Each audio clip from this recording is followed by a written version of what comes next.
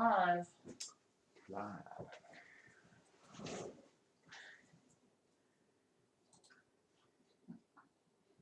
Cat. We live?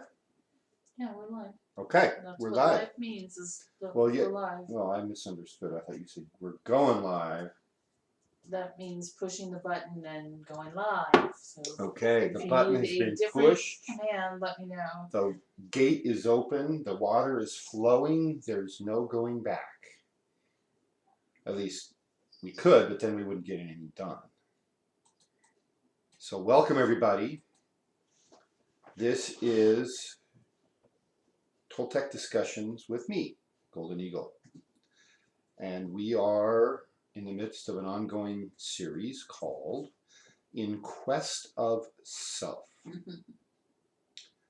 The ancient mystery traditions all had some version of the phrase that the key to spiritual attainment is what? Over here.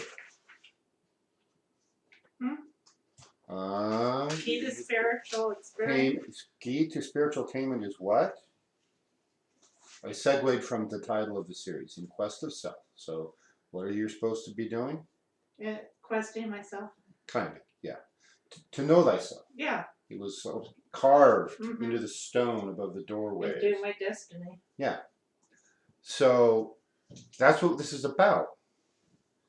And the tree of life, in its various forms, is all about a map of consciousness. That's the more Toltec explanation. The tree of life is very, very accurately described in more modern terms in the world of Jungian psychology. I'm going to have to read a biography on Jung to know exactly how he put together what he did. But he's basically using the tree of life to map the human psyche. And others, like Joseph Campbell, used it to unite the visions and the myths and the stories of all the ancient peoples scattered all over the world. And the conclusion that we draw from that, if you look at all the data, is that all these cultures are tapping into a higher plane of consciousness, a higher level of reality. And to learn to navigate that is the work of shamanism. It's the work of Jungian psychology. And its greatest map that we have is this one, the Tree of Life, which we'll show in a minute.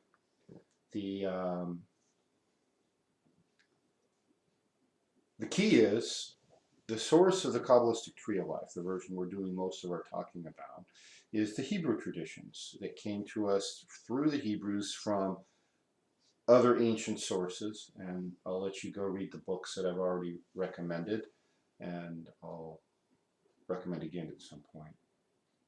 And they talk about all the other influences that came in. So this map we have because they didn't burn their books. They managed to preserve their books, and hence we have the Kabbalah, we have the Sefer Yetzirah, we have the Zohar, which are the documents that describe this body of work. And we have the pictures, the art. And that's both the glyph of the Tree of Life as well as the tarot. So there are many tarot decks. This is the Thoth deck. Hold on, I'm not there. Yeah, let's see. Can that be seen? Yep. That looks good? Yep. About right there. Okay, I know how to line them up as we go. This is the card, the Wheel of Fortune, which we'll be talking about first. It's up first today when we get to the actual paths. So far, regarding the tree, we've talked about the 10 Sephiroth.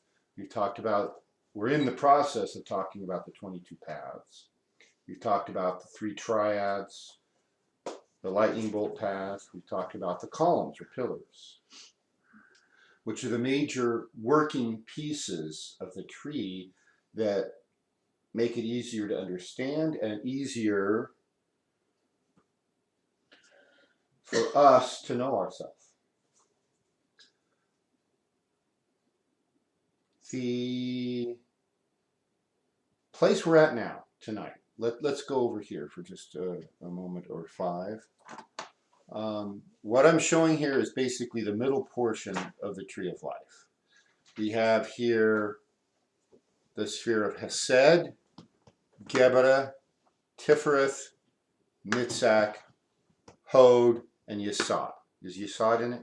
Hold on, can you do that all again? Because somehow I didn't click over. Oh, okay. Hesed, Geberah, Tiphareth, Nitzak, Hod, and Yesod. So is Yesod in the view? Yep. Okay, good. This is the middle portion of the tree. And what's key here to our understanding is this sphere of Tiphareth is the key to the whole tree. It's the balance point for everything above and everything below. I mentioned in one of the earlier episodes that there are 8 paths connecting to Tiphareth, which is 3 more than anybody else on the tree. And down at the bottom, which is I think off the field of view of your screen, is the sphere of Malkuth.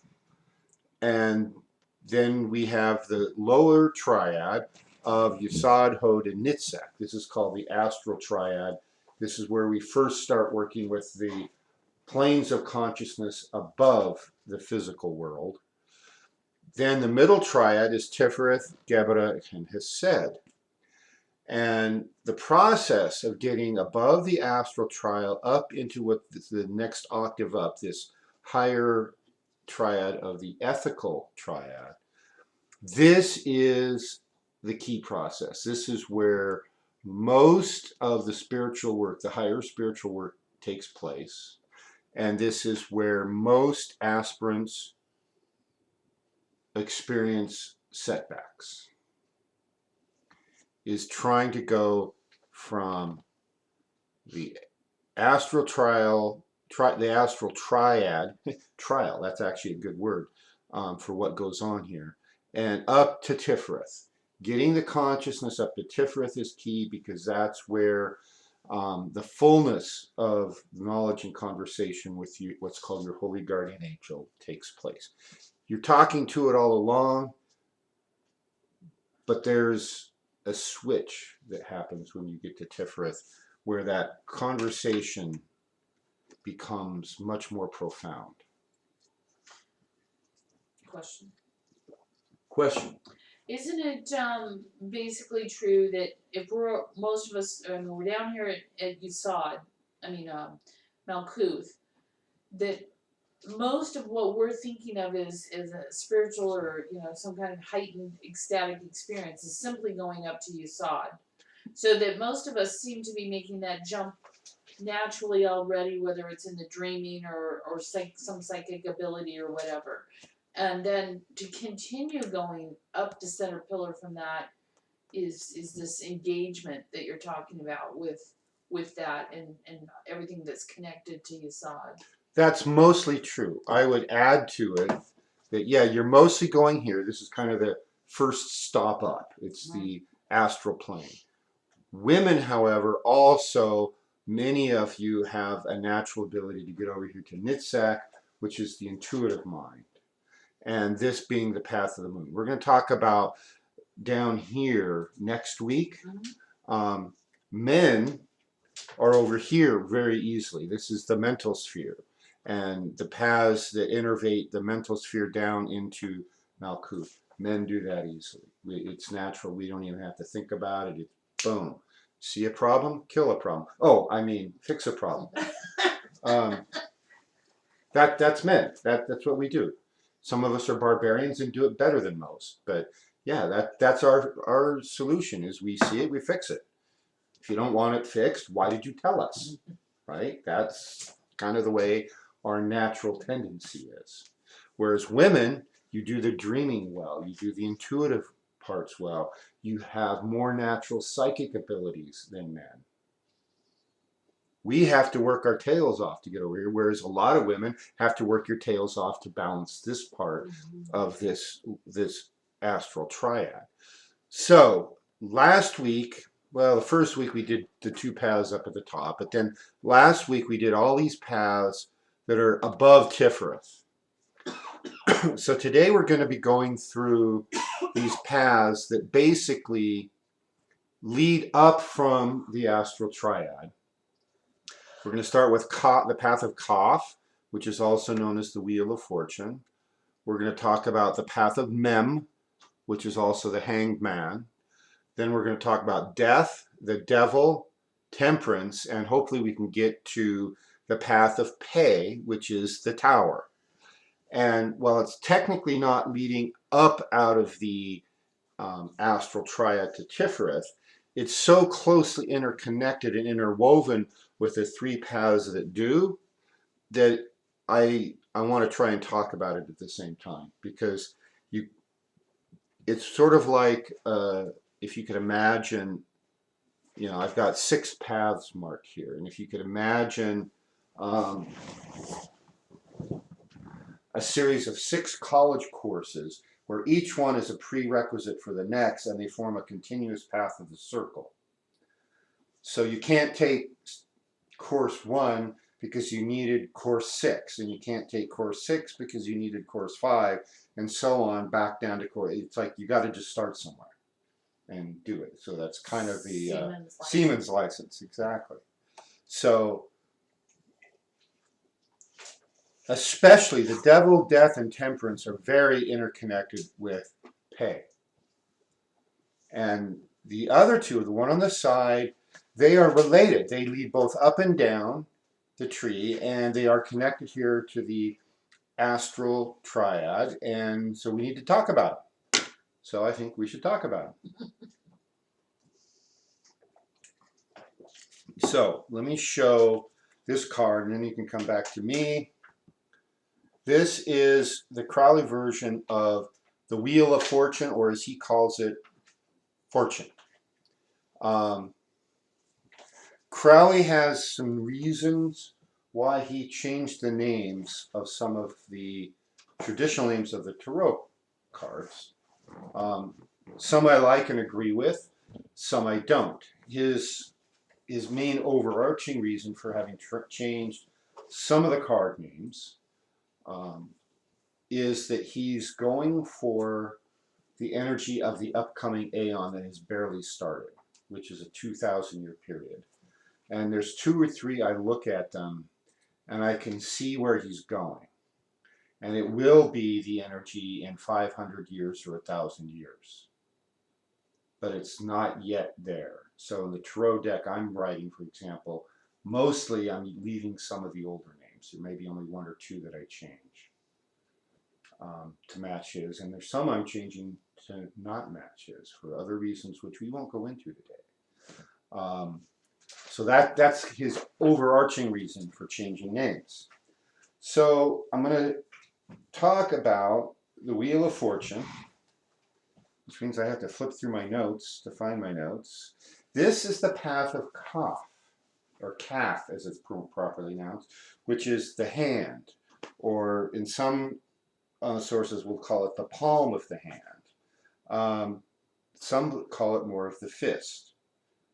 So it's all about the hand. So talk to the hand, right? That's the path of Kaf. It connects Gebera and Nitzak. So the connection between these 2 spheres is basically the higher self and the intuitive personality. Higher self, intuitive personality down there in Nitzak.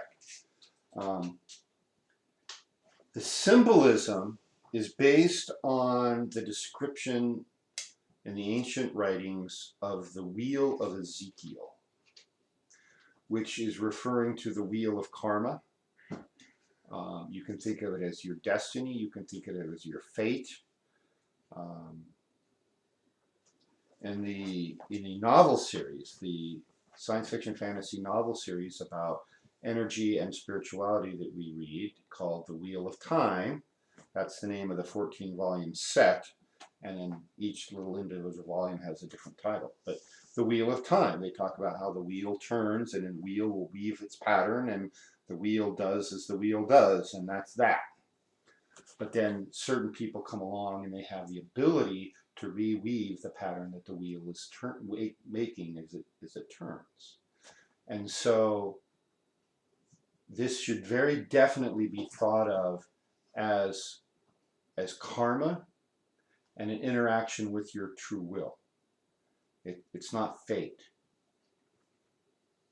in the sense that you're fated to do this. The true will or destiny is such that here's some potential. You came in and agreed to try to do something.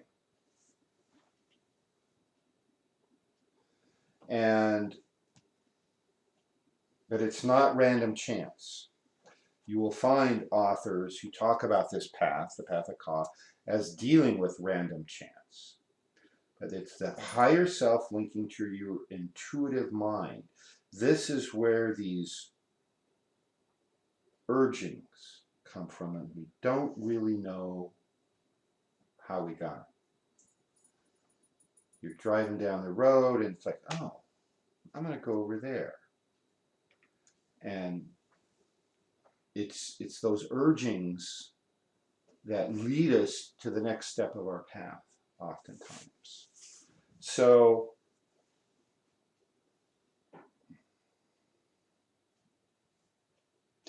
some of the versions of the artwork show the 12 spokes, which are intended to match the 12 signs of the zodiac. Some of them, not Crowley's here. Let me see. 1, 2, 3, 4, 7, 8, 9. He's got 10 spokes on his.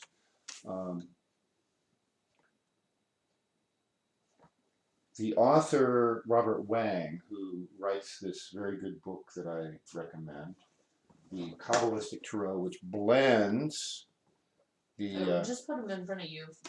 Oh, in front of me, that shows? Yeah. Okay. This book is very good because it talks about the symbolism and the interpretations, both from the point of view of the Kabbalah and the point of view of Tarot. And he looks at 4 different Tarot decks on every single card of the 78 cards and the 78 paths. Meaning each one of the Sephiroth, remember, Sephiroth has 4 cards, except the ones that have another one for the suit cards. So he says, Wang says, this wheel of fortune, the path of Kaf, should be thought of as 2 wheels rotating in opposite directions. And that has some significance later on when we get down to the path of Samek, which is the temperance card. Many of the tarot cards will show the Sphinx on here. And of course, the Sphinx was the guardian at the door to the Egyptian mystery schools. And it's a blending of a man and a lion. And there's some speculation that the head used to be something else and then it got recarved. And I don't know all the evidence for that. So in addition to the path of our individual destinies, it can also be thought of as the natural cycles of nature, all the forces of nature that go through cyclic pattern. One of the traditional names for the winter solstice holiday, or the holiday season, is Yuletide, which comes from the Norse word for Yule, which means wheel. And they basically, their calendar was a wheel, and the wheel turned over the cycle of the seasons. And so you can think of it that way as well. So this path, linking your higher mind with your intuition, this is bringing you information about your destiny. And it's important then to develop the ability to listen to your intuitive mind and not turn it off. Don't be too Spock-like, right?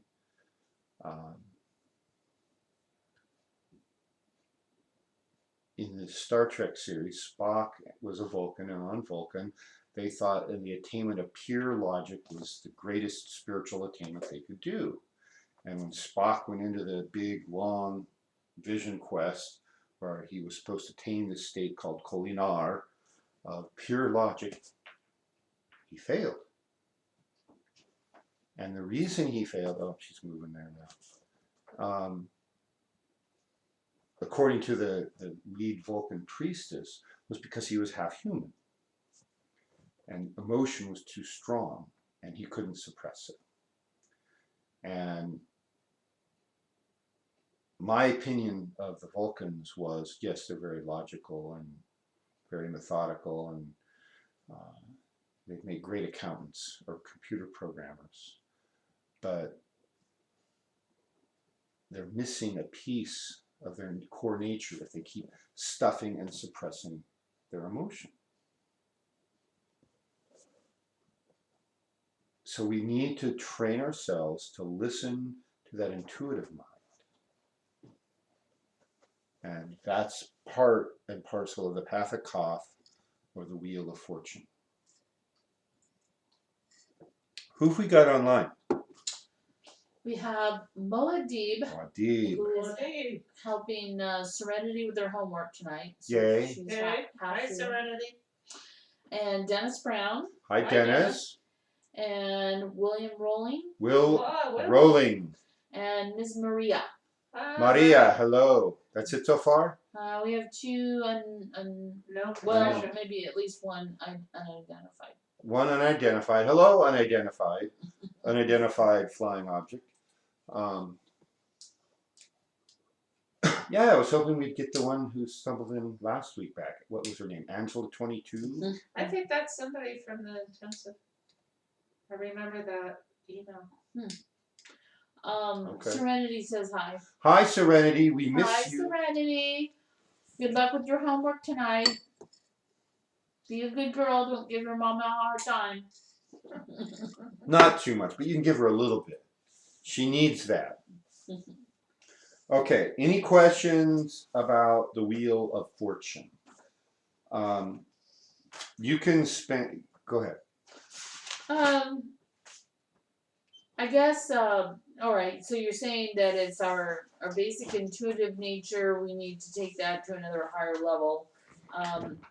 So, you know, like if you were pulling a card in a tarot reading or so forth, and you've got the Wheel of Time, how would you interpret that? Okay, it depends on what was the question, right? And I wish Patricia was online. I talked to her today. She probably said she couldn't be online today, but she'll watch it later. And she appreciates the little things we throw out to acknowledge her and interact with her on Is the she tarot. okay? Yeah.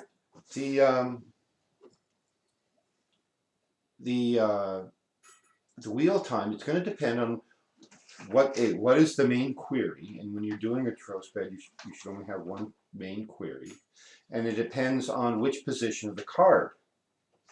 But let's say, okay, here's the main thing about the main thing, and another common thing goes, so here's what's blocking it, and here's what's going to enhance your question. So is it the main thing?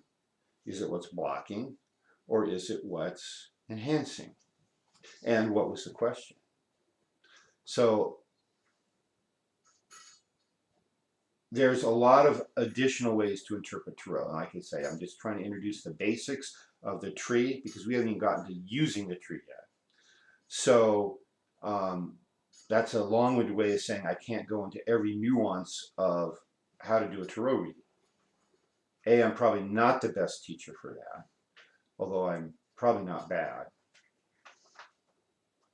So if it's the main thing, and you're asking about a main thing, like, should I quit my job and move to Alaska and be a hermit? Okay. Okay. And then boom, the main question is destiny. Well, what does that mean? Is it my destiny to go to Alaska, or is it my destiny to do something else?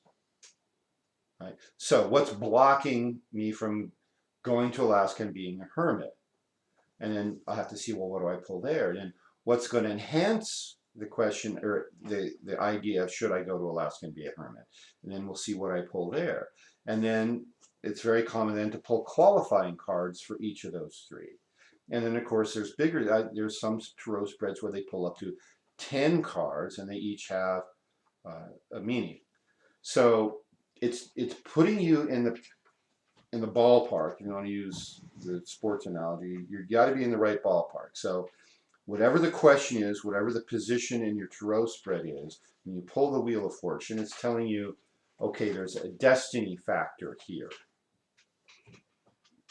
Right? So when you're doing your trinket readings, and you've got the lifeline, and you've got the higher spiritual and the lower spiritual, and you've got the past and the future, okay, you know, when you have one trinket and somebody says, how do you interpret this? Like, okay, let's say it's an angel, right? Or let's say it's a chakra stone. Well, it depends, right? Where on your layout do they throw the angel trinket or the chakra stone? So there's no one answer for that other than it gets you in the ballpark of you're dealing with the destiny. The wheel also spins off all the forces of nature. So all the 5 elements are said to spin off from the Wheel of Fortune.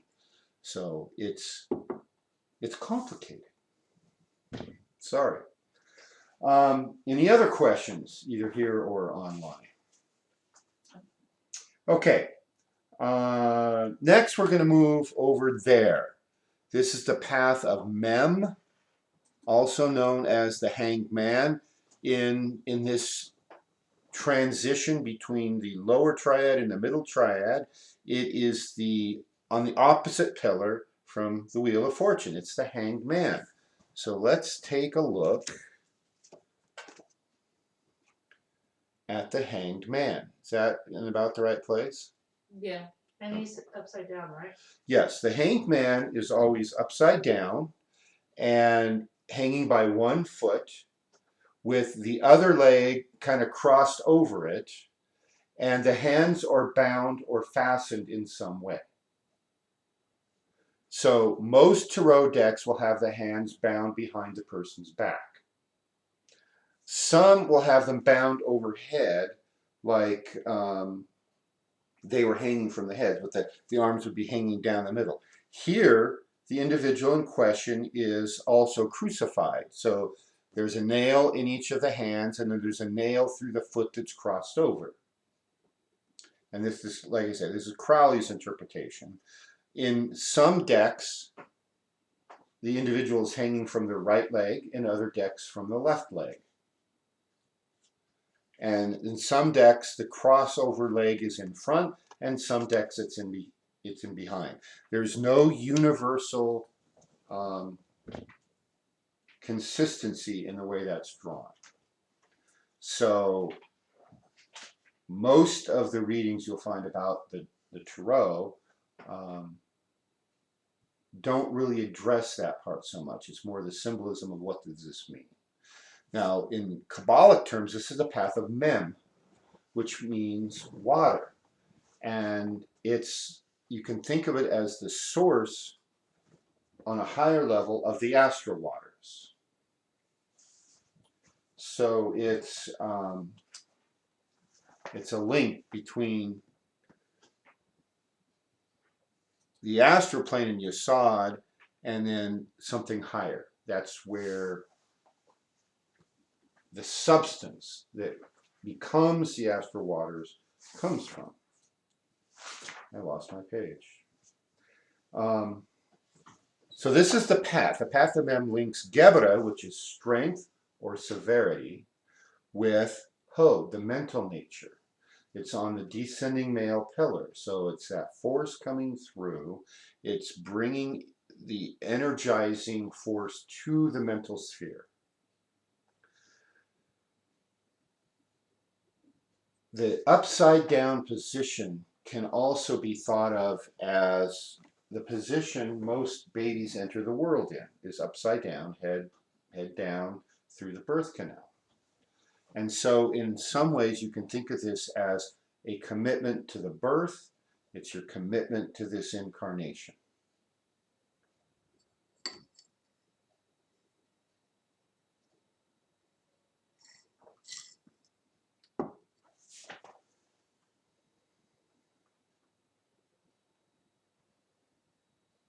This path, like pretty much every path we're talking about here tonight, is also considered to be a path of testing. So what I've just described is some of the forces and energies involving the downward motion of the path.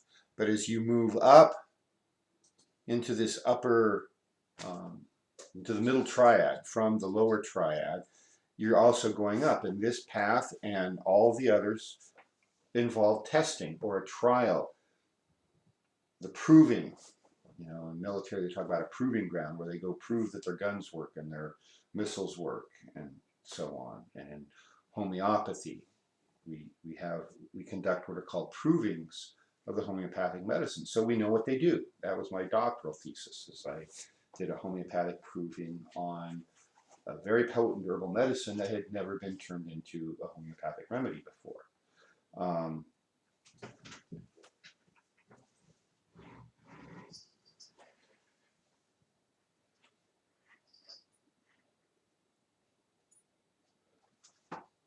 So it's this commitment to the incarnation, it's this acceptance. It's like, okay, I accept that I did not come into this incarnation to be a hermit in Alaska.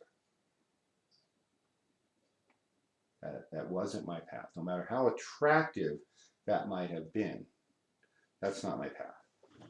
It is not my path to go to Alaska, live in a log cabin, hunt and fish, and never talk to anybody again. Those of you who know me now would probably, God, there's no way he would do that. But I was such a geek and didn't get along with people when I was young. That sounded so good.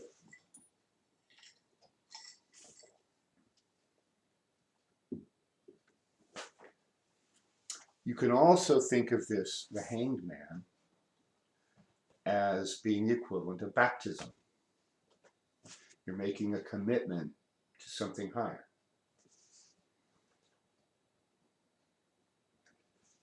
It's described, the water of Mem is described as the water that isn't wet, from which everything else is produced. A higher expression of the astral waters. A material water. The hanged man is a commitment to being born. Immersion in the waters of Mem is to be merged and perceive oneself as an intrinsic part of creation that is inseparable from the one consciousness. Sounds like we have a funny comment. Sorry. Well, we have a visitor who I'm not sure who you are, but a hope. It's called Boss 3. Oh, you know what? This is David.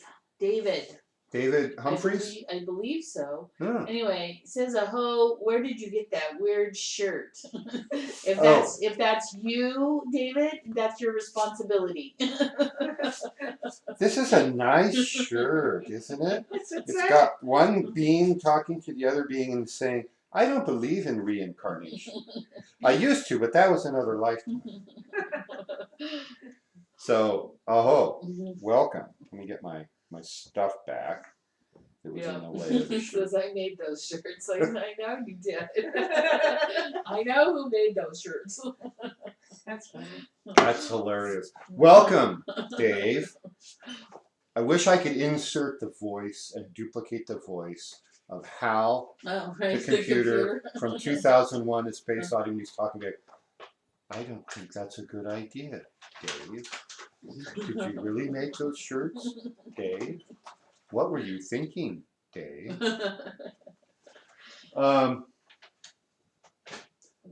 So I was talking before I was so rudely interrupted by this sniggering over it.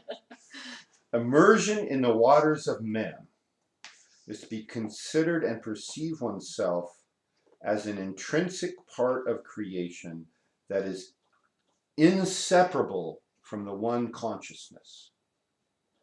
You baptize into that higher version of the waters and you undergo a transformation and a realization. That's when you have that aha moment. It's like, I can't go to Alaska and be a hermit. I must do my true will.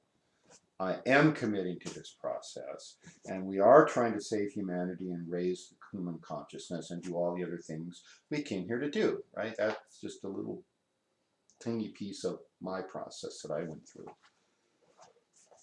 So, unity with the collective consciousness of humanity is also a way of looking at the path of the hanged man. Unity of what? Say it again, Unity with the collective consciousness. Is that like unity uttermost shown or not quite? It's very, very close. That's what I was thinking. That would be the one that I just read about an inseparable part of creation, inseparable from the one consciousness. These are my summary. This is my words that I distilled from a lot of my studies. This is my personal notebook for the study of the Tree of Life and the Tarot. So these are just my notes. It will sound a little bit like every one of these authors I'm recommending, with my own barbarian Toltec overtones. Okay, now then, let's go over here, please. And you see Tiphareth. Tiphareth is the Christ consciousness, the heart center. The key to the universe is Tiphareth. And there are 3 paths from the lower triad that connect to Tiphareth. They are the path of Ayin, which means the eye, the path of Samek, which means the prop, and the path of Nun, which is the fish. And especially these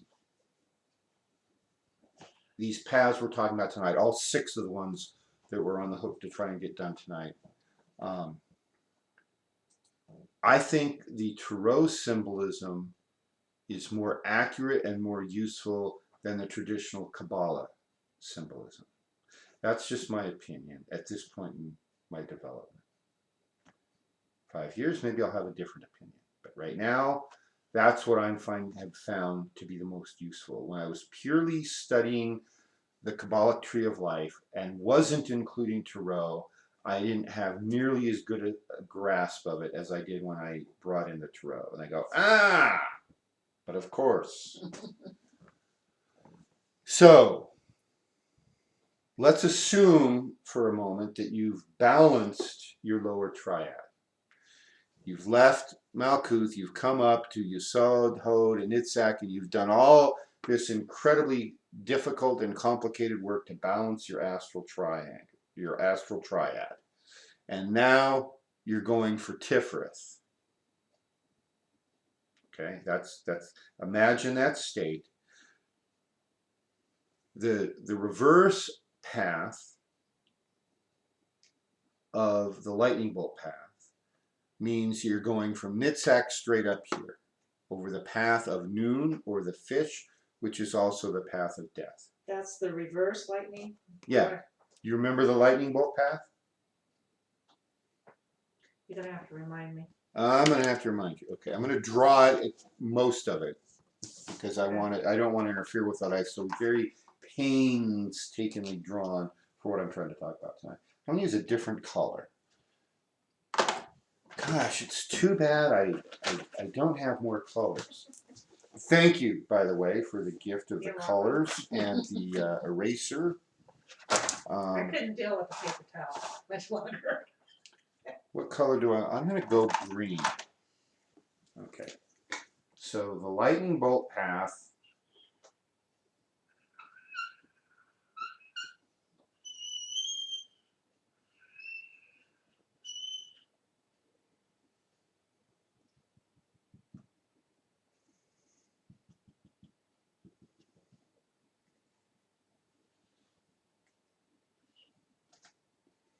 Yeah, I just drew a couple little dotted lines on Yeah, I part. wonder who figured all this out originally.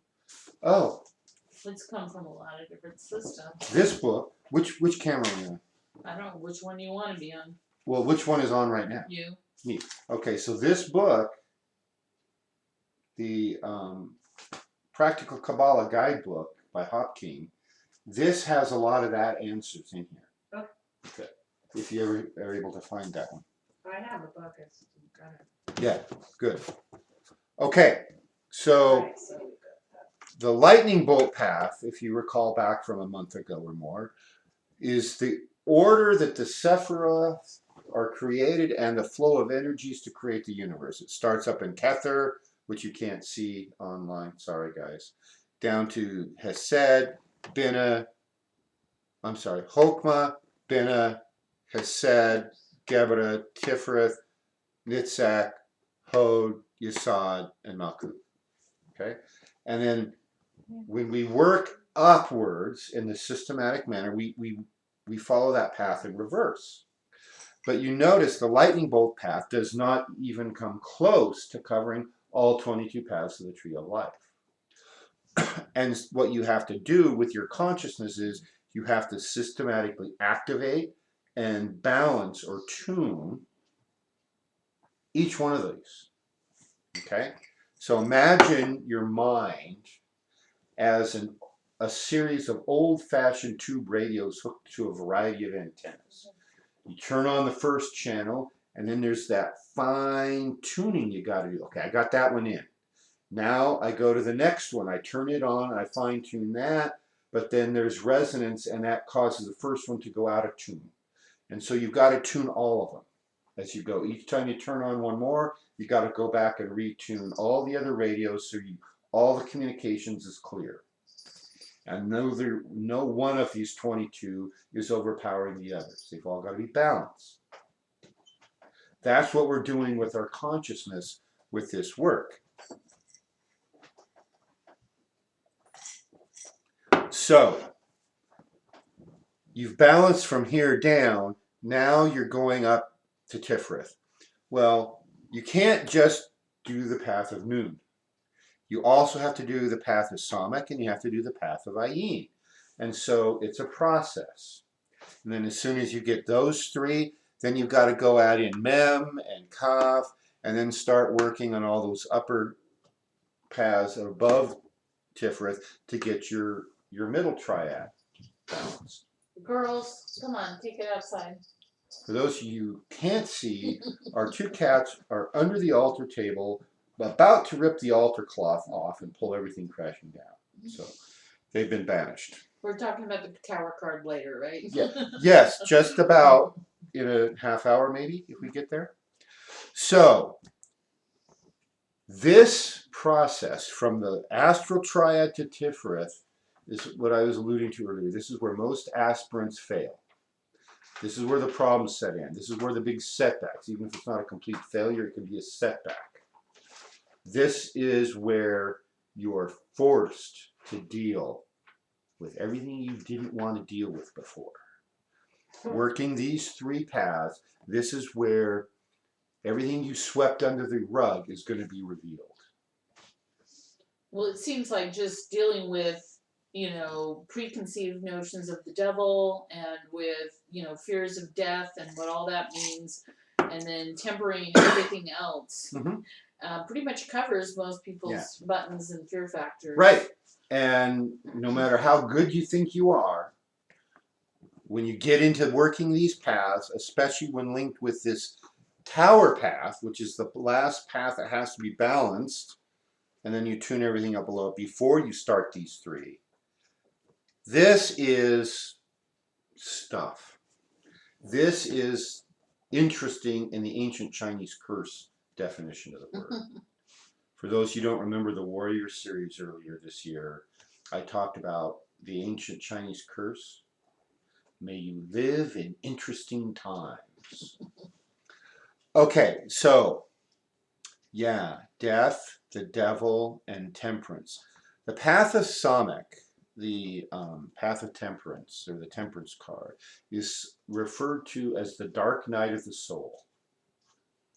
So yeah, this one's tough. And I'm going to start by talking about some of the aspects of the devil card. I should have grabbed the weight deck. Do you know what it is? Yeah. I'll be right back, gang. I want to grab one more deck and I want to show a comparison card as soon as somebody helps me find the card. Somebody?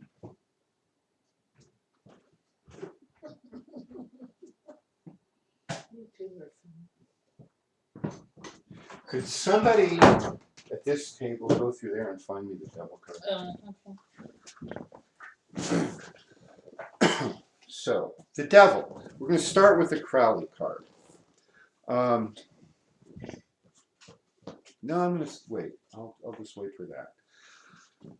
What I want to say first about the devil card is the symbolism of the devil card usually shows a devil and it has several things around it. I'll show you one version in a minute. The important thing is that symbolism is relatively modern. That symbolism is specifically a creation of the Roman Catholic Church. It was created to instill fear. And it works. And it works. They did a good job. They used psychology. So the devil they show is typically a horned, half man, half beast, holding a pitchfork. Last card. Really? You went Yes. through all 78? Yep. And it was the last one. Right? Okay.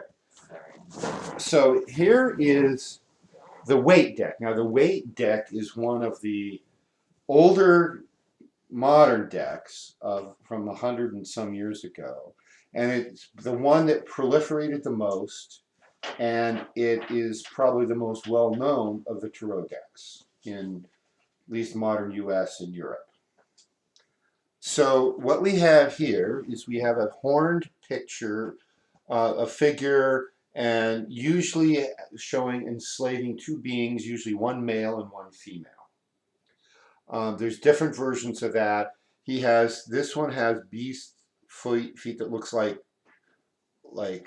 claws of like a bird, hairy legs like a goat, and then horns on the head. Some of them will show the body being half male, half female, and sometimes they'll actually show it holding a pitchfork. So that's the weight deck. Here's the Crowley version.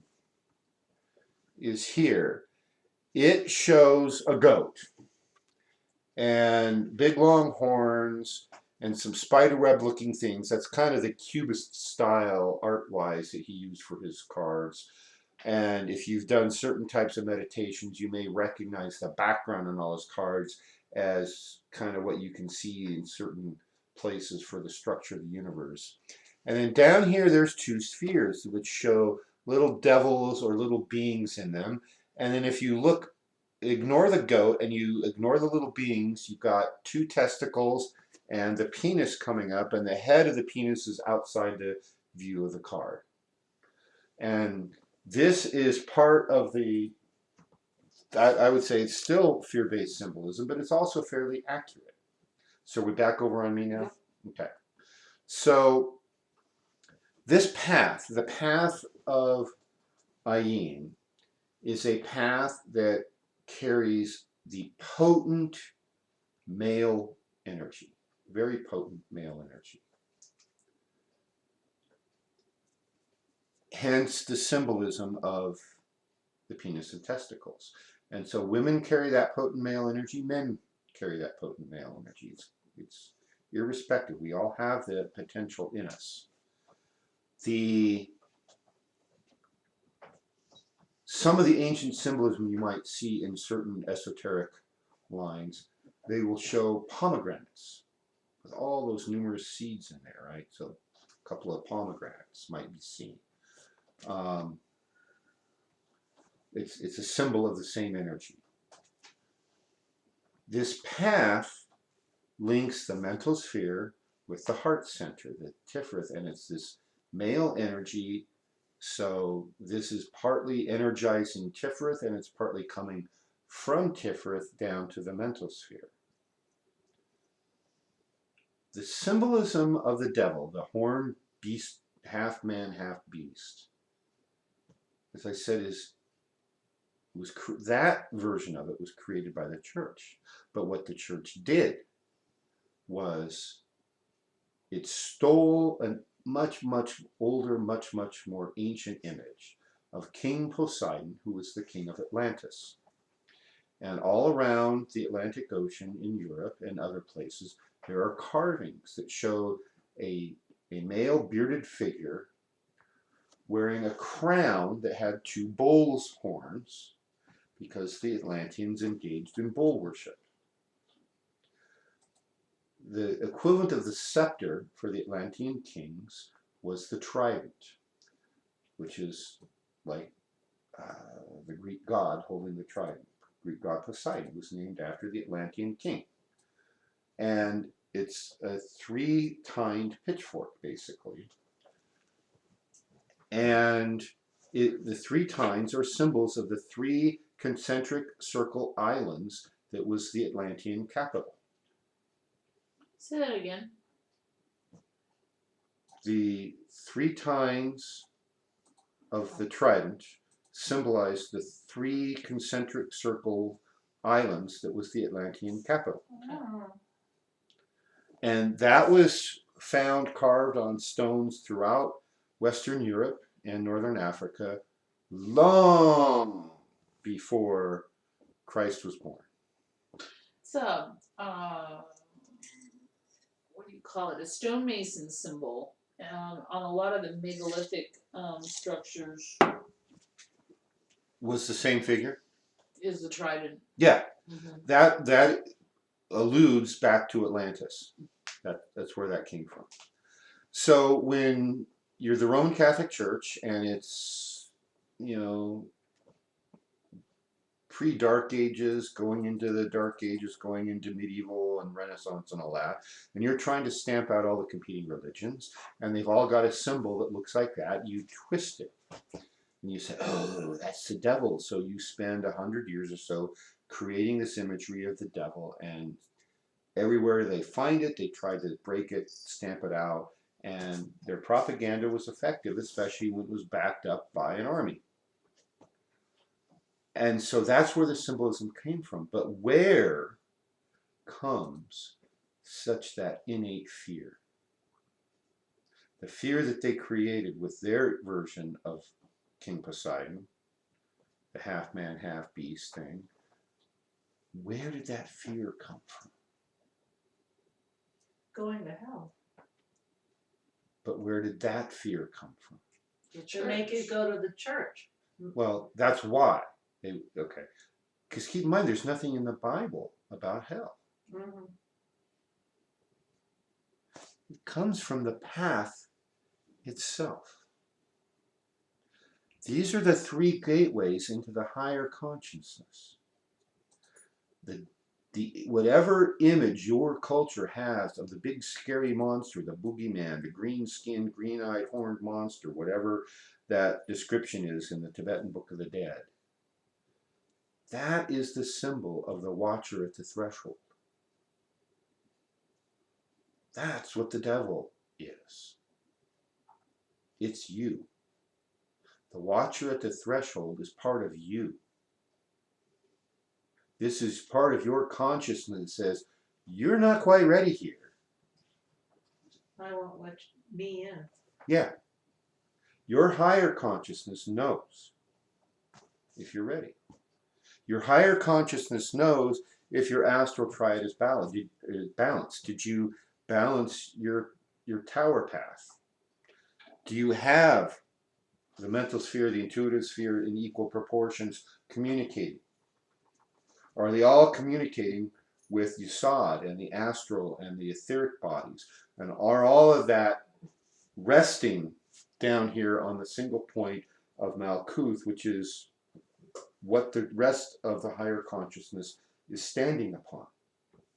When all that's ready, then you will have that experience of confronting the watcher at the threshold.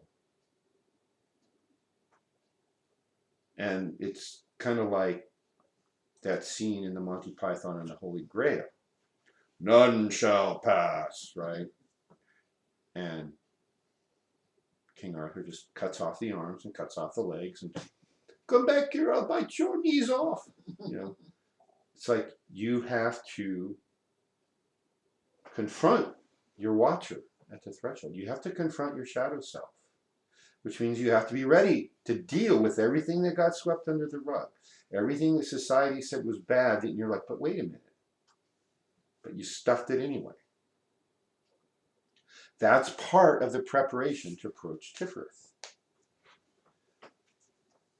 And whatever symbol your society, your culture, all your training ascribes to the devil force, the dark magician, that's the symbol you'll start to see when you meditate, or one of the probable symbols.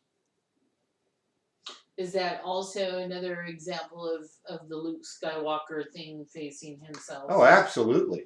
Yeah. The reason that first 3 Star Wars movies were so effective is because they were written with this tree of life in mind. Very, very specifically. They had somebody as a consultant who was an expert in Joseph Campbell and Jungian psychology. Well, wouldn't it have been written into the original books? Yeah, well, it was written as a script first. Mm. Okay, it was a movie script first, and then they published books. Oh, really? I didn't realize that. Yeah. It's a little backwards. Right. It's a little backwards. So, the Luke Skywalker story is exactly the hero's journey. And Luke going into the cave, confronting the big Darth Vader-like appearing figure, whom he's already met, right? He's already met and fought Darth Vader to a draw, and Darth Vader, that's when he killed Obi-Wan. And so he knows Darth Vader when he sees Darth Vader. So from his cultural background, that's the most evil thing he's ever seen. So he goes in there to confront himself, and he sees the most evil thing he's ever seen. Until he cuts the head off, the mask pops open, and it's its own face. Right? That's what's going on there. He didn't make friends with and accept responsibility for the fact that he has a dark side. And you can't defeat force with force. You've got to just absorb that and put it under control. So this is one aspect that you could describe as the dark night of the soul, or the literature will talk more about the path of Samekh, which we'll get to in a little bit. But you've got this potent male force that is of the utmost power, and it should rightfully instill awe, respect, and a little bit of fear about what we can each do with that force in its unbridled and fully released form. So it's also a potential, isn't it? Yeah. It's not like, like you've gone out and done, these things, or, been exposed to them, but it is a potential that if you don't look at it, could either get suppressed or it could be entertained. And you can't go up the tree and suppress this. You have to acknowledge it. You have to deal with it. So that's why the Scots military was so successful, because their soldiers did that. They confronted their watcher in Dark Night of the Soul, and excuse the expression, but they were balls to the wind. And they were nude. Yeah. Right? But it wasn't just the Scottish men. It was the Scottish women were out there nude, wearing just their torque and their belt and carrying weapons. And there was a few other things. They were tattooed and they were painted, body paint, and they used hallucinogenics. Not to check out, but to check in with those higher planes. Right? What was it that they used? Do you know? Does anybody know? Yeah. That's another conversation for another day. So that you check into those higher planes. you're bringing it, right? You are bringing it, and you're talking to the ancestors. So there's the legend of the Horn of Valor, where you blow it and all the ancestors come, right? Well, you use the right substances, and you're connected with them, and you're seeing what's on the battlefield before you, but you're also connected and seeing the afterlife. You have no fear. That's why Rome lost. Yeah. You had a question. So, along with this powerful male force, it's also the force of nature too, right? Or more of our natural man or primal instinct type of stuff that, you know, I think comes up for us a lot now is the fight or flight or fight, or yeah.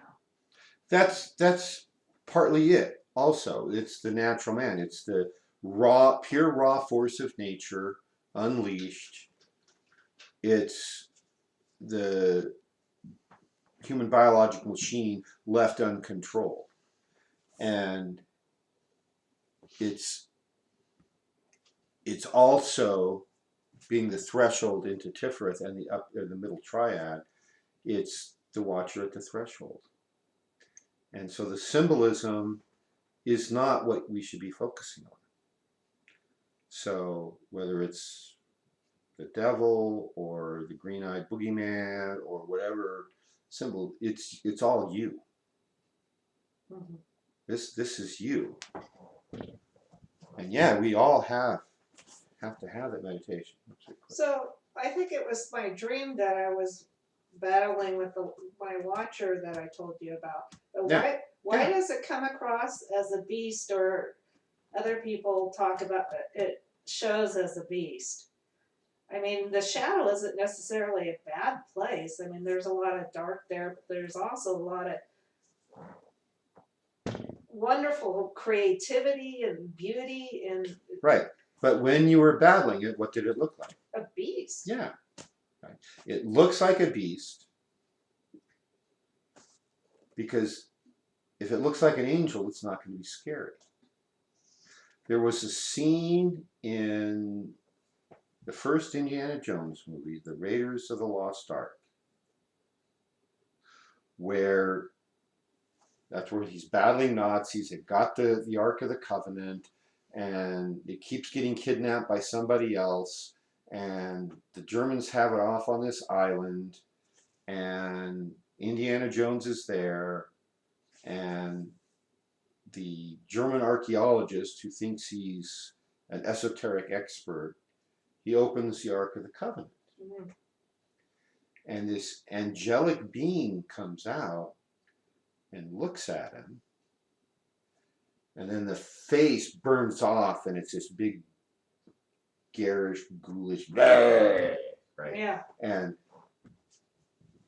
Indiana had the intuitive hit to tell his girlfriend, close your eyes and don't look, no matter what happens, because they were tied up. Right.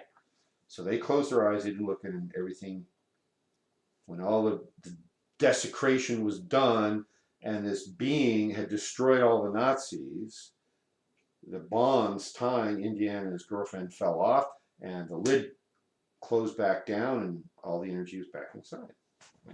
But it's unless you see the angel morph into the beast, it's not going to scare you.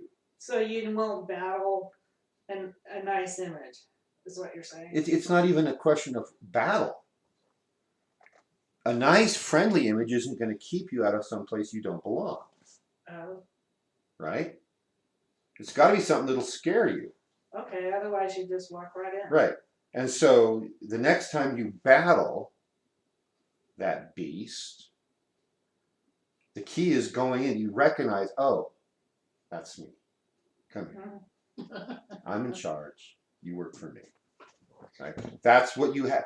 I did this in visions and in the dreaming. It's like, okay, I had to grab and shake it. It was trying to destroy everything, right? It's like, no.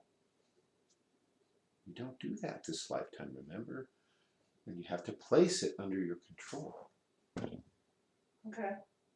So you It's guys- not a battle to win. No. That's what you were doing is the Luke Skywalker method where Yoda was like, remember your failure in the cave, right?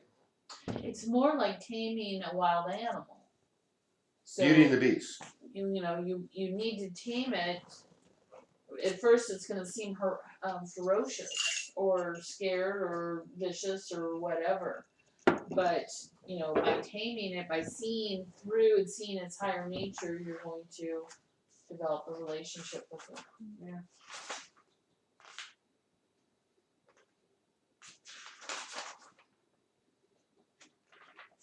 Okay, that's probably all I have to say about the path of Samek. Oh, no, it's not. The eye. The Kabbalic version says it's called the eye. And most of the old literature talk about that, the Kabbalic literature, as being the eye of God, always watching you. Does that make sense? No, because the eye of God watching you is up in Tiphareth. So what is watching? Um, Good answer, by the way. Ding. Your higher self. Or the Watcher. Half ding. It's your conscience. Conscious? Conscience. Put the extra N in there. It's you. You're watching yourself. Not so much the higher self. It's you. You know if you screwed up. If you're honest. If you're brutally Right. self-honest, you know if you screwed up. You know if you're doing something wrong. Like, whether you got caught or not, you know. It's your conscience. If you have one. Well, But you wouldn't be working in that realm if you didn't. Yeah. well, people get here who try to delude themselves. And that's why they don't go much higher. Or they go splat when they hit the ground. But yeah, it's your conscience, and you have to have that level of honesty to say, Okay, I'm going to talk about death. That scares people too. It That does. part. When I was younger, like teenage years into somewhere in my 20s, the concept of death was petrifying. I did not want to die. I can't. Yeah. I don't want to do that. It was my spiritual study that got me over that. Especially once I read some of the higher level writers, like I think Blavatsky was one, and the whole concept of reincarnation became known to me. And then once I read that, then I started having visions of previous lives. So that got me over the raw fear. But the path of death, it's called Noon, the fish. This is basically what's swimming in the waters of Mem, those primordial waters. And the path of death can be the physical death, or it can be the death of the ego. This is the path over which Christ demonstrated complete command, right? He did the death and he did the resurrection thing. And so all of the esoteric work requires you to experience the death of the ego. The human biological machine doesn't die. The ego really doesn't die, but it's not so much a death as it is a transformation of the ego from the wild, uncontrolled, self-centered force into the highly trained servant of your essential self.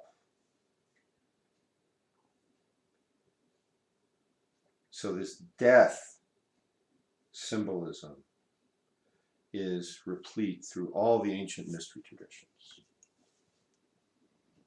Sometimes they would take you and bury you in a tomb and leave you there Kind of like as a vision quest, only you're in a tomb instead of just a hut on a hill.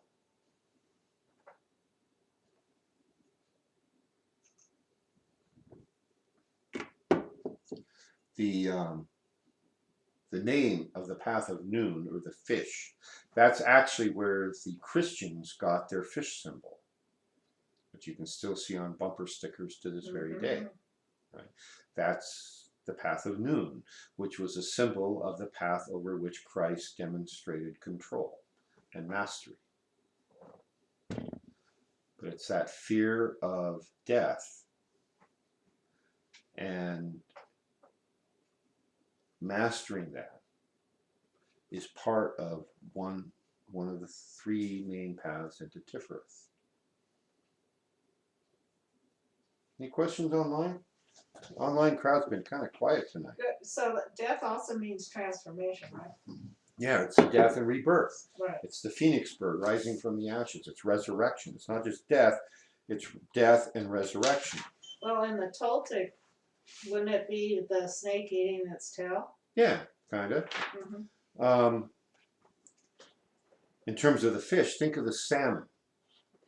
The salmon is a symbol of great wisdom and resurrection because it swims upstream, it spawns, it dies, but then the new life comes downstream the next year.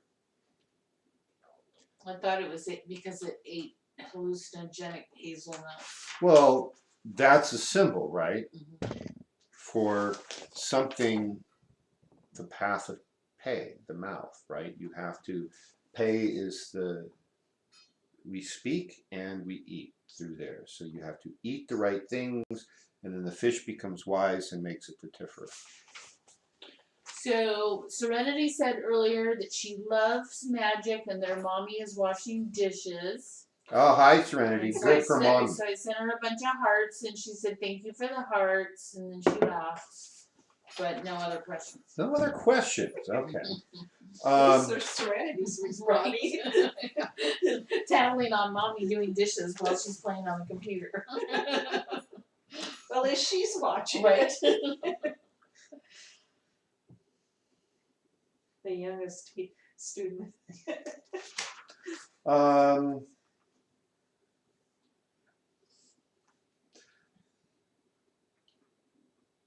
Okay, we'll come back to that later. Okay, any other questions about death? I mean, each one of these books over has pages and pages about each one of these cards. All right, let's talk about the Dark Night of the Soul, the Path of Samek, the Path of Temperance. I don't know whether it's Sarah or Serenity, but somebody wants to know if unicorns poop out rainbows. That's gotta be Serenity. I But the suspect fact that that's she can write it by herself is a question here. that is one theory for the way unicorns operate. Those of us who are initiated into the secrets of the unicorn, we have a sworn oath not to tell. So when you get a little older and you are initiated into the path of the unicorn, then you'll know. And don't believe everything you read on the internet, Serenity.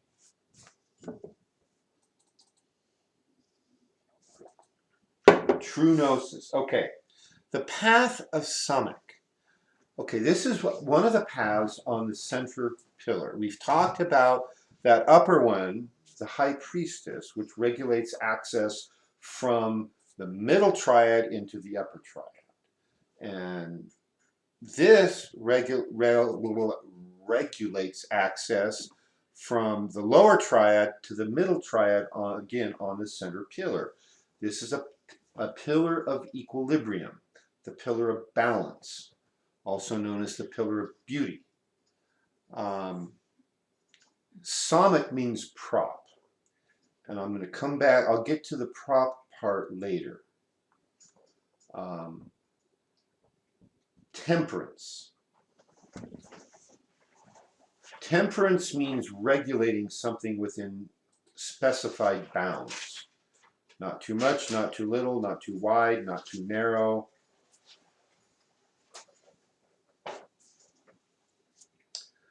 Some of the authors basically say, and this was Crowley's opinion, that the path of the lovers between Binah and Tiphareth, which we talked about a couple weeks ago or last week or whatever it was, and the path of temperance from Yesod into Tiphareth are the two most difficult paths to understand.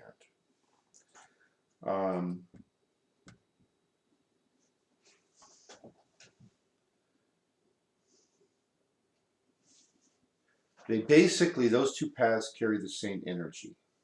And Wang just calls this one the same energy on a higher level, a more complex level.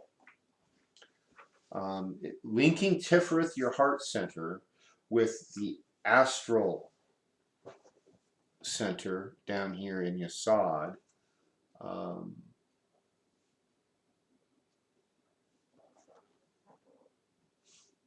you're not dealing with anything pertaining to the conscious mind. That's over in Hod. Right? The intuitive mind is in Nitzek. This is something else entirely. Can you give an example, please? Of what? Like when you're doing something that's the higher mind on that path. Yeah, we'll get there. Okay.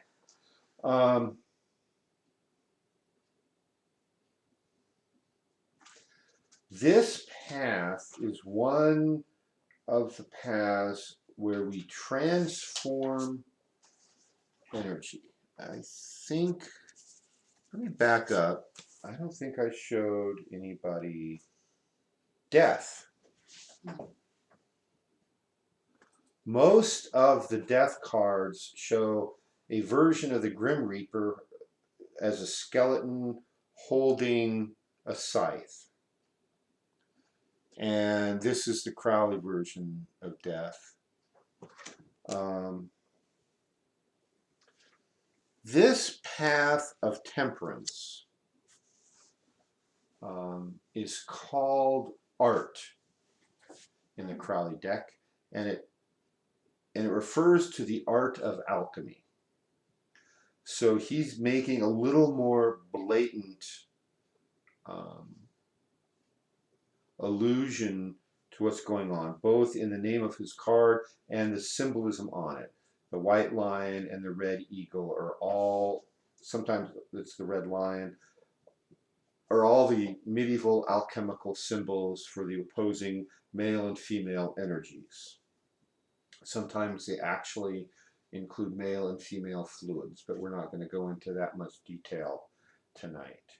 But this is the Crowley card of art, which is temperance.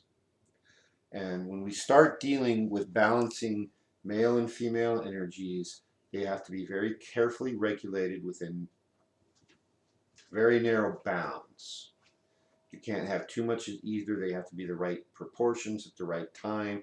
There's a mixing that takes place, and this is internal with each of us. We have to achieve that, and then it can also be achieved externally with a partner of the opposite gender. So that's what this path is about. And it's how do you mix those energies, how do you combine that, and it crosses the path of the tower. This is exactly why I want to talk about the path of the tower today as well, because the two, even though they don't technically intersect, in a way they do. Right? This combination of vision and intuition and energy right there, that's a space where we can draw, and quite frankly, that's where we draw on the energy for how to interpret and read the Torah. There's a space there, it's an energy. Um, just a side note that I did some work years ago where I was trying to align the chakras on the tree of life. And you have to use those places where there's not necessarily a Sephiroth, but where you're balancing 2 points that are then going to cross. So that point you're talking about where temperance and the tower meet, there would be a chakra point there. Yep. And then one above that as it and so forth, and that is where you get your 7. So it was interesting to work with that because it was kind of like, okay, well, that's if it's a point, it's assuming then that the other 2 are balanced. It can't really be a pivot balance point unless you balance the other 2. So like the work is in the other 2 areas, and by doing the work in the other 2 areas, you create that balance point. Huh? Okay. That's yes. Sort of like a teeter-totter. Exactly. And the what was I going to say about tempered? Oh, just what comes to mind is like tempered steel. You know, the fact that you have something that is already there, but you're doing another process to it. So this whole idea of alchemy then makes sense that it's you can't just be working one side of the tree or one way of doing things. You've got to balance those. It's kind of like me trying to make cheese the way I make cookies. And who's that? Temperance? Yeah. This is the card of temperance. So temperance in biblical and older literature, medieval Renaissance, temperance is one of the 4 cardinal virtues: temperance, fortitude, prudence, and justice. And so this card, you'll see, shows an angel pouring water from one vase to another, and the angel is standing 1 foot on water and 1 foot on land. So this is the balance point between extreme of energies. Some of the cards, one of the vases is red and the other is blue, which are the colors of Hokmah and Binah down here in this level, the level of Yetzirah. So, question. The way you just described that reminds me of the way in the Celtic tradition that we described the time between the times. Yes. Or the doorway between realms. It's kind of like there's a invisible barrier there. It's not really a real place on the tree, but there's, it's kind of like you can't cross that until you're ready. Yeah. So it's the same as the threshold then. Kind of, Yeah. So the symbolism is all there about how to balance the energies. And when you read the Wang book, that's by far the best one I've found for talking about this path in particular, the path of Samek. Now, the prop is basically referring to the feminine principle of the universe, which is the whole structure of the universe. So Samek, the prop, that's what's holding up the universe, basically, is the feminine half of this force. So the feminine structure and the male energy have to unite, and this is the path where they're all united. And then it's sort of like you've got your Christmas toys, that's the structure, but that doesn't do anything until you put the batteries in and turn it on. And then the parents get driven crazy because they're these beeping, noise-making toys that are self-propelled. And they take the battery out, say, oh, it's broken. And that lasts for about 14 minutes, and then they go, wait, there's no batteries in. Let's just put the... Yeah, they figure that one out quick. So that you might get 1 day of 1 year's Christmas stuff, and then people... Yeah, the store's out of batteries. So says the man who's never had children. It always worked for me. Sorry, honey, it's broken. That's because you were a left-brain rocket scientist. Right, exactly. Or no, my children weren't. So did you show the Crowley version of the Temperance card? Or are you going to? Yeah, I did. Okay, I thought I did. And then there was a this note one. to hold it back further, so I don't know if the camera would. So hold it back a little bit. Where did the weight temperance card go? Can you see that, Will? Yeah, you did show it. I remember it now. Okay. So hang on. Where did I draw? I think it's right there at the top, isn't it? By the No. yellow box. No, that's the devil. With the moon. It's right here. The tower. Death. Temperate. Oh, I didn't. I thought it would be down. Okay, so here's the other temperance card. Is that okay? Well, it's just not very clear. I mean, so Maybe if you bring it closer. yeah, it's probably a little better. Now show them the other one again.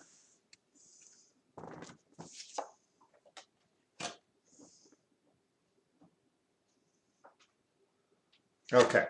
So when you read some of the books and you study ancient scriptures and ancient symbolism and artwork, it's important to understand what water represents. It represents consciousness.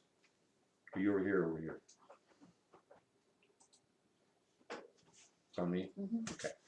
Water represents consciousness and it represents streams of energies. So especially streams and rivers, that can be thought of as channels of energy in the body, like the meridians. It can be thought as the path of the chakras. Pools of water are pools of consciousness. So the angel pouring water from one vessel to another is very clearly showing us that we have to move the energy and mix it in a very particular way.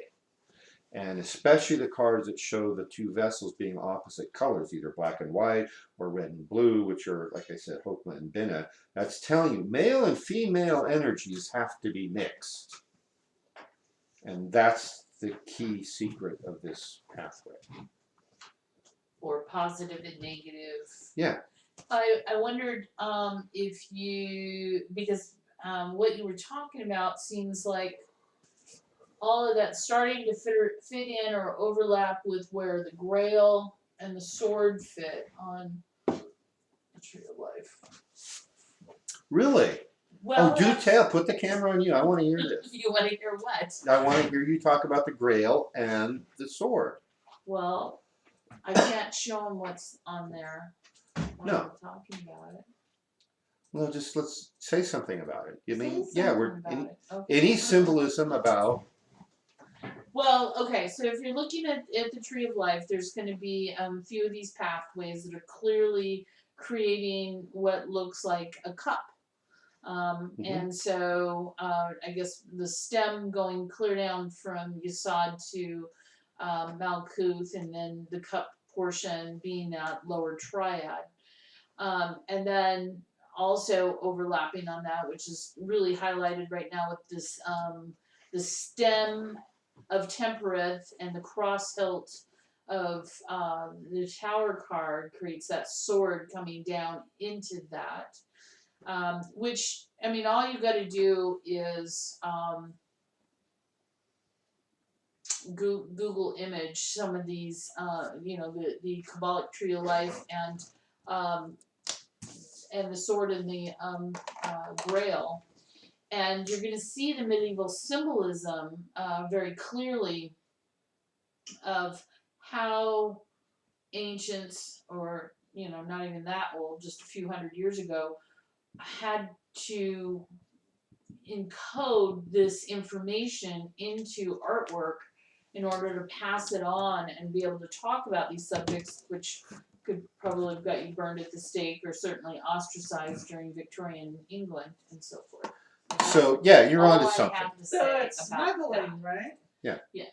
So you're onto something. The four cardinal virtues are temperance, fortitude, prudence, and justice. So those are the qualities required of a Grail Knight to be successful in the quest of the Holy Grail.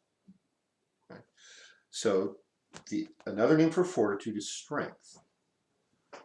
Right? So temperance, the path of strength, prudence, or the path of the hermit, and in many descriptions for the Hermit card. The very first quality to describe it is prudence, and the path of justice. Temperance, fortitude, prudence, and justice.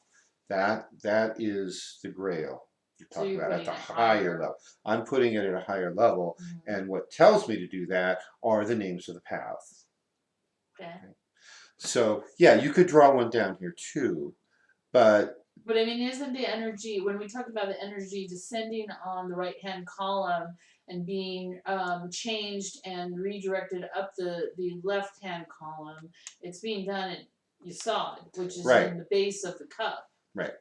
But the higher version is here, Okay. right? So yes, this is one down here. That's one cauldron, and then this is a higher version. So first you have to work this triad, and then you get to work this triad. And like I say, incompletely finishing and balancing this triad is the great mistake a lot of seekers make, especially in my observation in many of the Western alchemical / magical traditions. Or even Tantra and stuff. I mean, Yeah. it's not being taught the way it was traditionally. Yeah. So you have a bunch of people thinking, oh, this would be a really cool way to combine sex and spirituality, and they're not. They're Yeah. missing that. They're It's- missing the alchemy part. It's a powerful tradition, and that Coyote, that's one of his 3 lineages he's initiated into. I am not initiated into Tantra formally, but that doesn't mean I am without knowledge. So, so this path is key.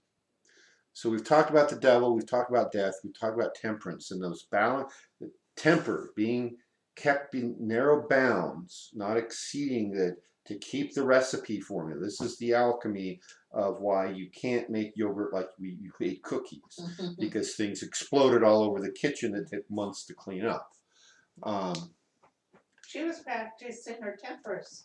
Yeah, she was practicing intemperance. That said, I learned a lot about temperance in the perfection of that formula, because it really came down to the kefir that we were using as a starter, which is very volatile. Yes. You know, and so it's that, you know, kind of little God spark, and if you do it wrong, it's just gonna blow up. Yeah, exactly. That's why when you start getting close to being able to work the middle triad and get to Tiphareth, you've got to have everything just right below it. Otherwise, things go boom. Literally, in some cases. But So- I mean, you know, and this is the thing, though. If we go back to the idea that, I shouldn't say most, but let's say a lot of, you know, spiritualists out there are really only working that lower top triad, thinking that that's all there is. Right. Or And then- they're not even working the whole triad. Yeah, and so They're then only they working one side of it. they break through into this higher work and run away screaming because they didn't have a good foundation. They had, like, for example, not dealing with the devil or not dealing with death could easily send La those la la la people- la. I don't go. And they never attain. If you can't face your shadow self, Well, most tradition, a lot of the spiritual people I've met, they're in the bliss part and the, you know, trying to ascend, but they're not dealing with their shadow at all. yeah, and the shadow self, the path of the devil, primarily is the path of the devil. I mean, there's a structure related to the tree that we're probably not going to get to much, which is called the Cliffeth, which is the mirror, the shadow version of the whole tree, at least the center portion of it. That's also where the shadow self is. That's where the underworld is.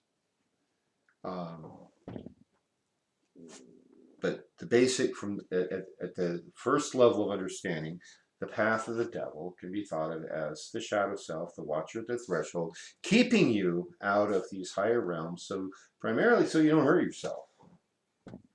That's what this is about. Okay, now I'm going to talk about the Tower card. So let's bring the camera back over Where here. the world's at. Yeah, the world and pretty much everybody else has to go through this right now. Is that a good view? Yeah, I think part of the problem is that because your hand is moving, the camera is not focusing on the card, so it's just blurry. That's the way it is. How's that? Well, yeah, it's clearer, but now we can't really read the writing and things because it's Well, far the away. only thing you need to read about the writing is the tower. Mhm. But can you see the symbolism of the tower, the lightning, the people falling? I don't know. Can we? Well, what can you see on the screen? Well, I can see it, but I know what I'm looking for. Yeah. Now that's the weight version, and this is the Crowley version. Now it's hard to see. It's hard to see even when I Yeah, got but- it in my yeah, you hand. gotta quit moving it around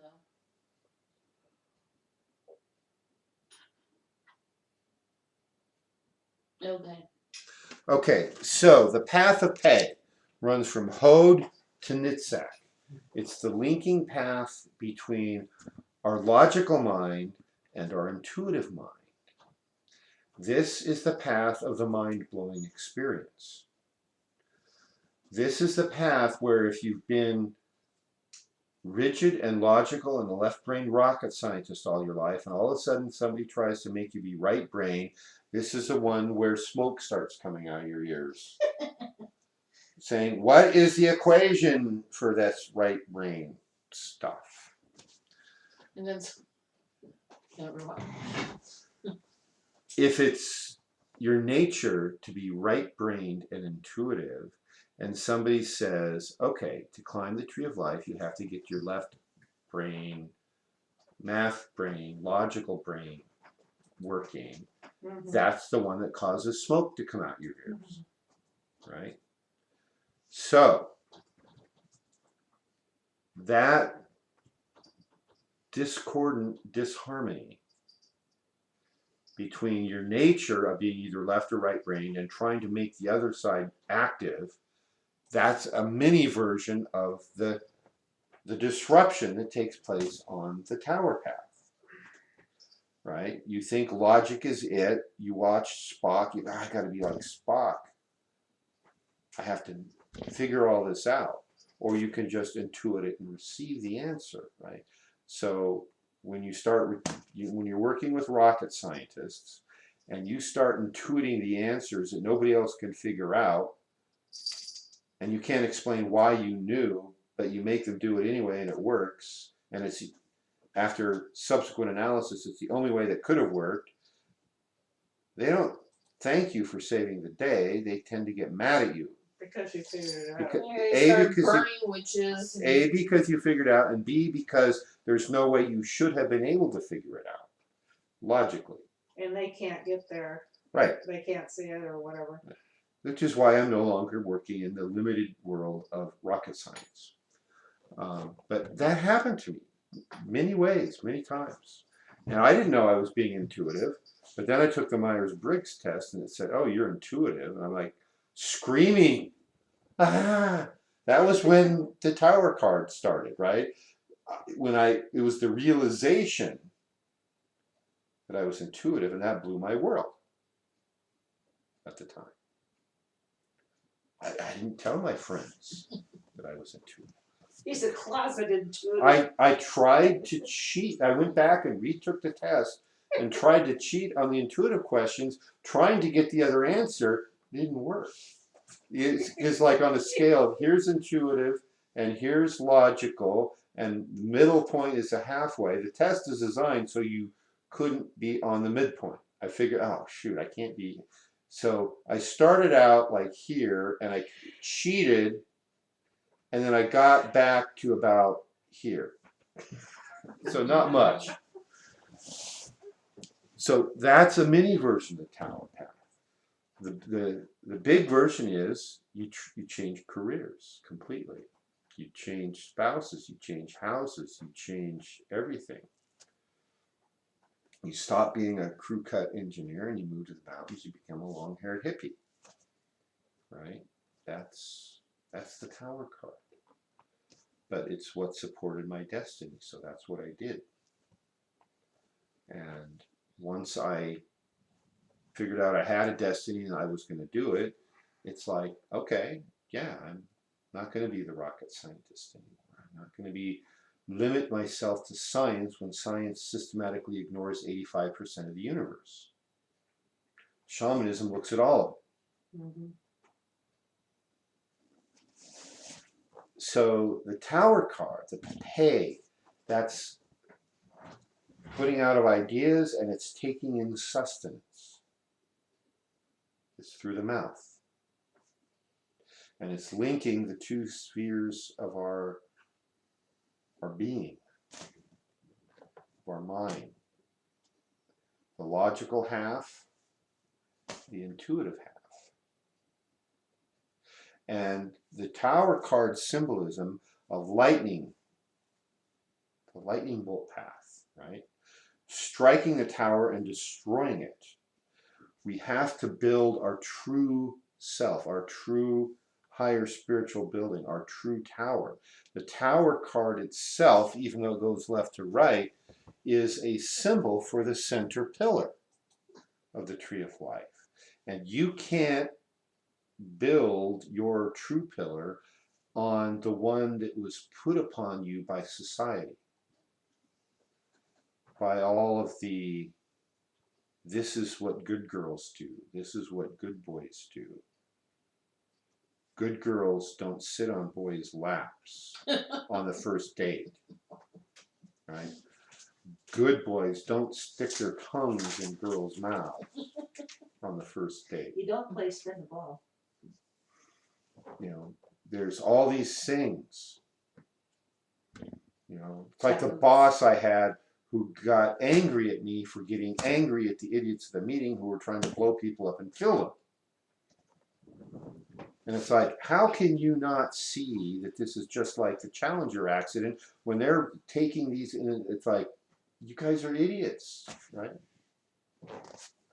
I couldn't stay in that environment. Like, you've got the nerve to get mad at me for getting mad at me for ignoring the lessons we learned when you blew people up one day?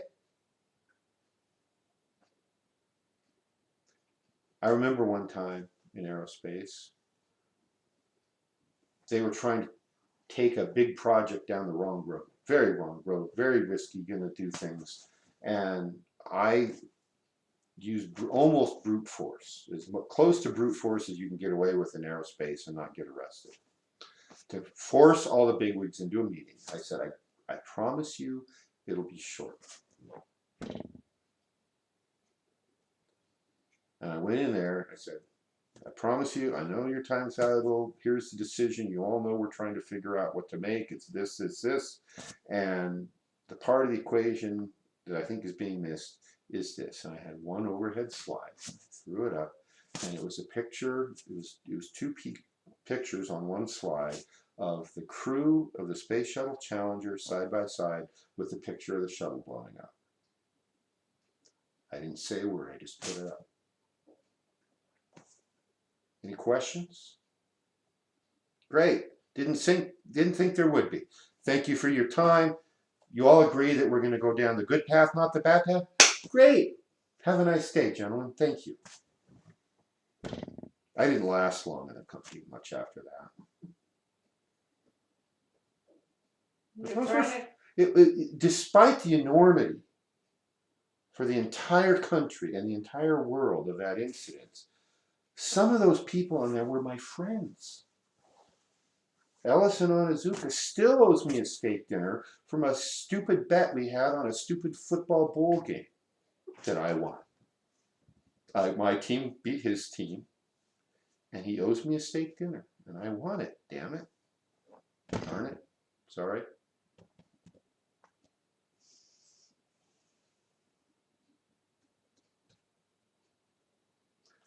So the tower card is ripping apart your whole world. That incident, the Challenger, that was the tower card for the U.S. space industry, because what it uncovered was layers and layers of corruption, and the whole thing had to come down. You can't build your tower on top of a crumbling foundation.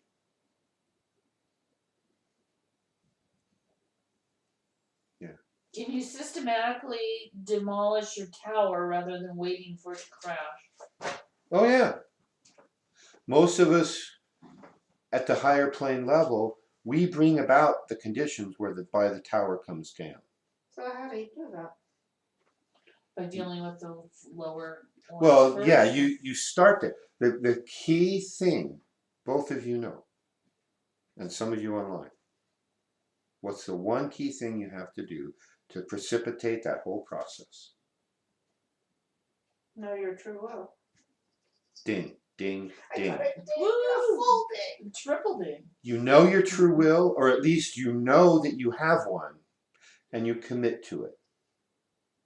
So as soon as you commit to it, does the tower fall apart? It's sort of like a string of dominoes stacked up. Somewhere at the end of this chain of dominoes is going to be the thing that knocks the tower over. Okay. When you make a pact with God that you are going to commit to your true will and do it, and do whatever is required of you to get it done, to fulfill your divine contract, to fulfill your true dharmic purpose. Mm-hmm. That is the act of knocking over the first domino. Okay, so it's just a ripple effect. After It's a that. ripple effect after that. It's the water. It's opening the door and the water starts flowing downhill. It's going to flow. Right. At that point, you can't stop it. This is why oaths are so important. When you take an oath and you sign it to say, I commit to fulfilling my true will, Mm-hmm. the universe takes it seriously, even if you don't. Even if you think, I'm going to turn it on, I'm going to turn it off, it's not going quite the way I thought it would be more fun, I thought it would be easier, I didn't realize it was so hard, I didn't realize there would be so much change in my life. Or I'll take the weekend off from my true will. Yeah. Yeah. Right. The universe said, yeah, well, sorry, dude, you that ship sailed. They push the first domino You over. yourself have Yeah. to push it. That's why nobody can force you to start this process. But once you start it, it's started. Go for what you asked for. Exactly. Exactly. And once you click that domino and the dominoes start falling and your tower crumbles, it's like the Bonnie's son surfs, right? And there's this concept in surfing is you start with little waves and then bigger waves and then bigger waves, but then there's the big waves. Mm-hmm. And you don't start on the big waves. And so once you learn to surf and you get pretty good at surfing, then there's the first time you go try the big waves. And the lesson is once you catch a big wave, there's no way off. Right. You ride it to the end, or if you try to get off too soon, it'll eat you up. Right.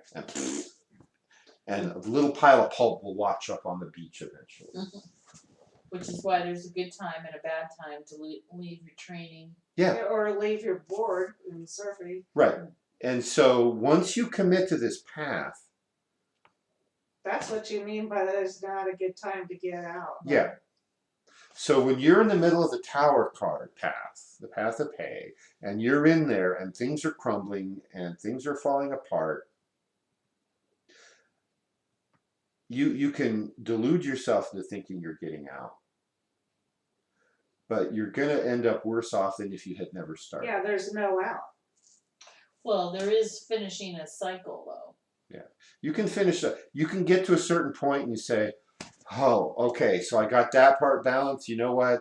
I'm not going any farther. But if you're right in the middle, it's like while you're when the wave finally plays out and you survived and you're quivering and you're,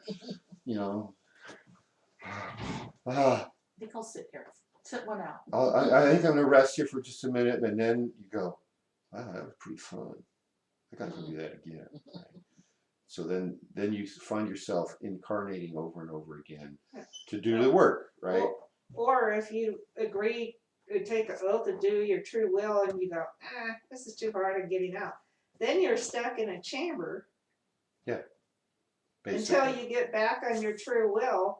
Yeah. And work stuff out. And then there's the things that you've heard me talk about from time to time.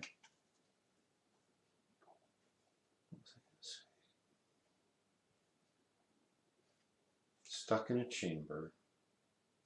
The Bordeaux. It's the concept of windows of opportunity. Mm, Okay, a minute ago I said the ship sailed. right. You flick that domino, that ship sailed. Mm-hmm. You don't get to go back and unflick the domino. Right. There, and then in terms of your work and being successful at your true will, there's windows of opportunity. It's like the launch windows I've talked about. Right. For some of you may have heard, where when you want to send a space probe to Mars, and the planets have to be aligned a certain way for the orbits to work out. Because if you launch too soon, it won't ever make it to Mars, and if you launch too late, it'll miss it and it'll never make it to Mars. So there's usually for interplanetary, there's like a 2, maybe 3 week launch window. And you have to back up in time, sometimes 5 years or more, to build the spacecraft, test the spacecraft, get the rockets ready. And you want to be ready well before the launch window, and then you wait. And the weather's got to be right, and the spacecraft has to be right, and the launch vehicle has to be right. And then you've got the window. As soon as the launch window opens, if everything's ready, you go. Mm-hmm. The first day of good weather with everything perfect, you go. Mm-hmm. Because if you, Let's wait a week. let's sit around on the beach. Next week will be easier. I wanted to go see that show at Disney World today. And then the hurricanes come, and you mince your 3 week launch window, and 7 years of effort goes down the tubes because you missed your launch window. Mm-hmm. So there's launch windows for getting into these paths and doing this work. There's launch windows where it's relatively safe to get out, and in between. So basically, you're saying we have a critical launch time on the Tree of Life to go down a path and keep it going. It's not so much the Tree of Life, it's your life. Right. And it's what is your true will. So this goes back to your question earlier. What does the Wheel of Fortune card mean? Well, depends. Where in the spread is it? What are the other cards? What was the question? Right? So yeah, once you start this process, there's no going back. It's really tough to go back. It's really dangerous to get off the big wave at the wrong time. Mm-hmm. It's like signing up for an intensive, Right. And once you've pushed that domino, there's a ripple effect, and to not follow through, or to cut your trip short, or to run away screaming, rather than just playing it through and finishing it. It's like being in a haunted house, you get scared and freaked out, but if you don't continue through it, you're never going to get out of it. Right. And that was interesting at the intensive. As soon as I got there, before the day of the intensive, I go, feels like I'm in water and I have sea legs. Yeah. I go, I'm feeling a little bit motion sickness, like when I'm in the cabin of the sailboat. I go, this is weird. So, any questions online about some of this stuff? So these, like I said, let me just reiterate. Technically, the path of the tower is one of the 3 paths of the astral triad. But I will talk about it again a little bit next week when we do these lower paths. But because of its intimacy, especially with the path of Sonic, or the card of temperance, and the fact that this is the final path usually for most people that balances the astral triad, so you can start up into the middle triad, the ethical triad, and especially the sphere of Tiphareth. That's why I wanted to include it in this discussion. So it's related to what the world's going on right now. You look around and everything's coming down. Mm-hmm. We've got layers and layers of illusion and falsehoods, and it's like 10 years ago when the banking crises happened and they realized it was all false, right? They were writing loans to people they knew they couldn't pay it back, and they had all this paper money, and then it was time to pay the piper and the cupboard was bare. And everything crashed. It was all an illusion. So pretty much every facet of modern life and modern world is going through a version of the Tower card. Anybody want to hazard a guess on why that's happening across the board right now? The way the planets are lined up, Almost.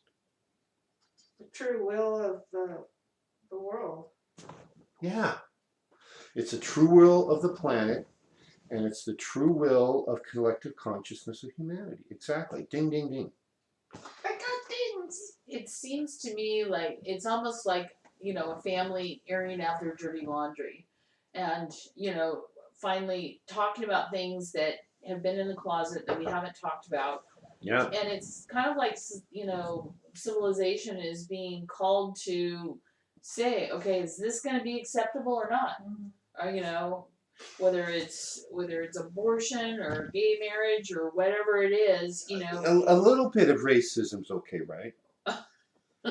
A little bit of murder from time to time. Yeah. No? Yeah. That's basically what's gone on. So we never resolved a lot of these issues back 50, 60, 70 years ago. We had laws passed, but it didn't change the minds of the people. You know, we had affirmative action, which has flipped the racism the other way. And then we took that away, and now it's just in a state of chaos. We're in the Tower card. You know, this kind of reminds me of, you know, the different solar return type of astrology work, where there's going to be an aspect that comes up, and it usually comes up 3 times, you know, and it will kind of like say, okay, well, this is the nature of it, and then it'll come up again, and you have to actually deal with it and go through it, and then it comes back around one more time to say, did you really clean up all of this and finish all of that? I think that's where we are on some of these. And then also, because that reminded me about something I was going to say earlier about the ABD readings and how it was when we were talking about whether you're seeing the angel's face or the demon, like we were talking about with the Raiders of the Lost Ark thing.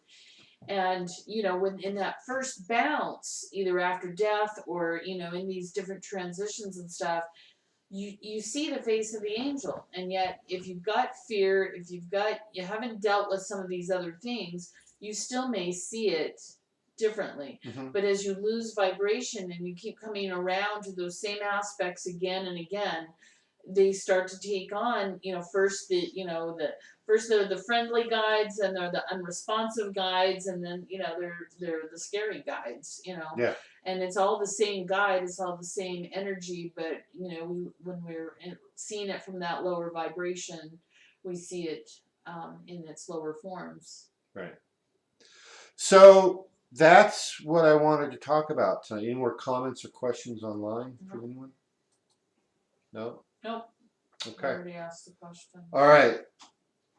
Thank you for attending, or those who have to watch later, thank you for watching. And thank you, unidentified human who was watching. And we'll see you next week, where we're going to finish the paths. We got 5 more to do. And after that, the plan will be to go into the practical applications of all this. Yay. Yay. Finally, after a month and a half, almost 2 months, we get to the point where you have enough knowledge that now you can start using it. So until then, do good, avoid evil.